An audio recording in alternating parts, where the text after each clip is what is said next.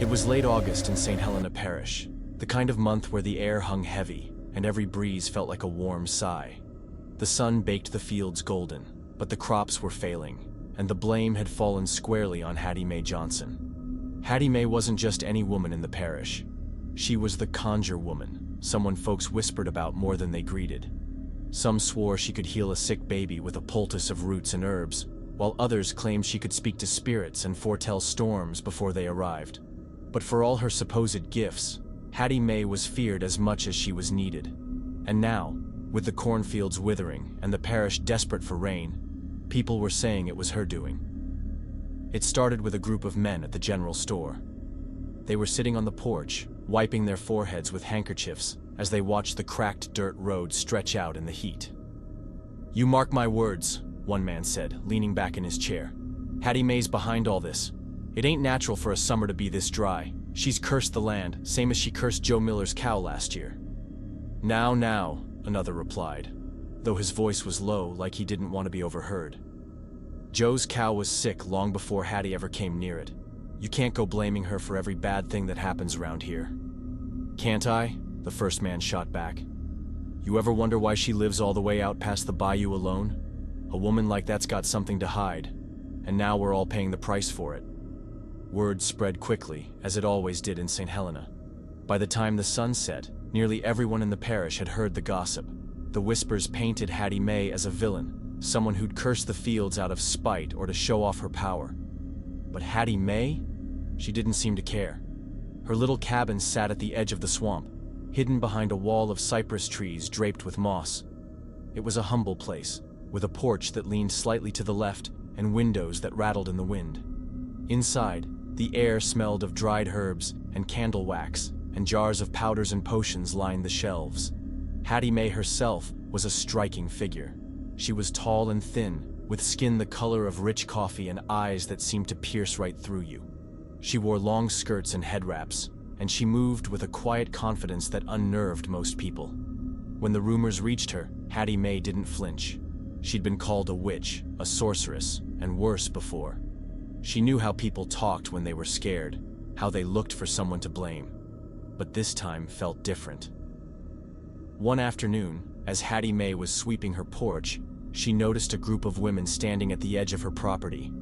They didn't come closer, just stood there, staring and muttering amongst themselves. Hattie Mae stopped sweeping and met their gaze, her hands resting on the broom. The women quickly looked away and shuffled off, but their unease lingered in the air. Later that week, a small boy came to her door, holding a basket of eggs. "Miss Hattie," he said, barely looking up at her. "Mama sent me with these." She said she's sorry for what folks are saying. Hattie Mae smiled softly and took the basket. "Tell your mama I appreciate her kindness," she said. But the boy hesitated. "Miss Hattie," he whispered, Are you gonna fix the crops?" Hattie Mae's smile faded. "That's not for me to decide," she said gently. "The land does what it will. All we can do is wait." The boy nodded and ran off, leaving Hattie Mae alone again. She stood on her porch, looking out at the swamp as the sun dipped low in the sky. The truth was, she didn't know if she could fix the crops. She'd felt something strange in the air lately, a heaviness that wasn't just from the heat. That night, as the crickets chirped and the frogs croaked, Hattie Mae lit a candle and sat at her small wooden table. She opened a worn leather book, its pages filled with handwritten notes and recipes passed down through generations. She ran her fingers over the words, searching for something that might help. Finally, she found a passage about cleansing the land. It spoke of a ritual involving certain herbs and prayers, a way to heal the earth when it had been harmed. But the ritual wasn't simple, and it required something precious, a sacrifice of the practitioner's own spirit. Hattie Mae leaned back in her chair, her mind racing. She'd always been careful about what she took from the earth, never asking for more than she needed. This ritual would demand much more than she was used to giving, and she wasn't sure if she was ready for it. But the whispers in the parish were growing louder. People were starting to talk about taking matters into their own hands, about confronting Hattie Mae directly. She knew it was only a matter of time before someone showed up at her door, angry and desperate. The next morning, as the sun rose over the swamp, Hattie Mae made her decision. She gathered her tools, a small iron pot, bundles of dried herbs, and a knife with a handle worn smooth from years of use. She packed them carefully into a burlap sack and slung it over her shoulder. As she stepped off her porch, she glanced back at her little cabin. It had been her home for years, a place of peace and solitude. She didn't know if she'd return to it, but she couldn't worry about that now. Hattie Mae set off into the swamp, the trees closing in around her like a protective canopy. She walked for hours, the ground squelching beneath her boots, until she reached a clearing where the sunlight filtered through the moss in golden beams. This was where she would perform the ritual. Hattie Mae knelt on the ground and began laying out her tools, her hands steady despite the weight of what she was about to do. She didn't know if it would work, but she had to try, for the parish, for the land, and for herself. Hattie Mae sat in the clearing, her tools laid out in a perfect circle around her. She could feel the earth beneath her, dry and cracked, crying out for relief. The swamp was still, the usual hum of frogs and insects replaced by an uneasy silence. It was as if the world itself was holding its breath. She reached into her sack and pulled out the first bundle of herbs, sage, sweetgrass, and yarrow, and began crushing them in the iron pot. Her hands moved with practiced precision, blending the ingredients as she murmured prayers passed down through generations. "Spirit of the land," she whispered, her voice steady. "I come to you in humility. I ask for your forgiveness, for the harm we've caused. Let these offerings cleanse your wounds and bring you back to life." As the words left her lips, she lit the mixture with a match. The herbs smoldered, releasing a thick, fragrant smoke that curled upward into the trees. Hattie Mae closed her eyes and let the scent wash over her, feeling it seep into her skin, her bones, her very soul. But the ritual wasn't finished. The final step required a sacrifice, a piece of herself. She hesitated, her hand hovering over the knife. It wasn't just about giving blood.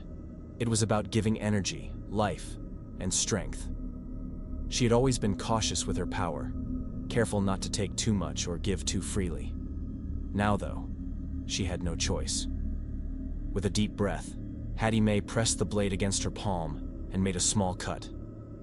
Blood welled up, dark and rich, and she let it drip into the pot. The flames flared, bright and sudden, as if the earth itself had awakened. The ground beneath her trembled. It wasn't violent, but enough to make her heart race. The air grew thick, the trees swaying though there was no wind. And then, slowly, she felt it. A shift, a pulse of energy radiating outward from the clearing. The land was listening. When the trembling stopped, Hattie Mae sat back, exhausted but hopeful. She had done all she could. Now it was up to the earth to decide whether to accept her offering. She packed up her tools and began the long walk home, her steps slow and heavy. As she reached the edge of the swamp, she noticed something strange. The air felt lighter, cooler. A breeze stirred the trees, carrying with it the faint scent of rain. That night, the first drops fell. It started as a gentle drizzle, then grew into a steady downpour. By morning, the fields were soaked, the dry, cracked earth drinking deeply. The parish woke to the sound of rain on rooftops, and for the first time in weeks, people smiled. But not everyone was convinced. A group of men from the parish showed up at Hattie Mae's cabin the next afternoon, their faces stern. They knocked on her door, and when she opened it, they stood there, shifting uncomfortably. One of them, the same man who had blamed her at the store, cleared his throat. "Miss Hattie," he said, avoiding her gaze. We wanted to thank you. Don't know what you did, but the rain came." Hattie Mae studied them for a moment, her expression unreadable. Finally, she nodded. "The land needed healing," she said simply. "That's all." The men muttered their thanks and shuffled away, leaving her alone once more. In the weeks that followed, the crops began to recover, and life in St. Helena returned to normal. The whispers about Hattie Mae quieted. replaced by stories of her power and generosity. But Hattie Mae herself remained the same. She still walked the swamp paths, gathered her herbs, and lived in her little cabin at the edge of the bayou. And though people still feared her, they also respected her. Because now, they knew. When the land needed healing, when their prayers weren't enough, they could turn to the Conjure Woman, and she would answer.